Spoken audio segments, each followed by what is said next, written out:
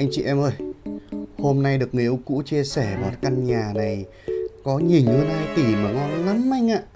Mình ấy hưởng mình phi vào. Ai dè đâu là vào ngõ đúng vừa một cái xe máy thôi anh chị ạ.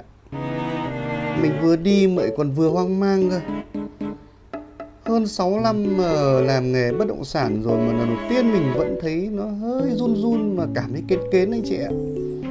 Không biết là nếu mà vào anh chị mới căn nhà ngõ mà nhìn hơn 2 tỷ mà nó vừa đúng cái xe máy ở đất Hà Nội này thì không biết anh chị có vào mua không? Mình vừa đi mà lại vừa phải dò đường. Nếu đặt cương vị là anh chị thì không biết là anh chị có tin người yêu cũ để mua cái căn nhà này không anh chị? Mà giá thì đúng là hời thật. Nghe thì thấy là vô cùng hấp dẫn. Thế nhưng mà đến đây thì không biết là có nên tiếp tục để mua căn này hay không nữa.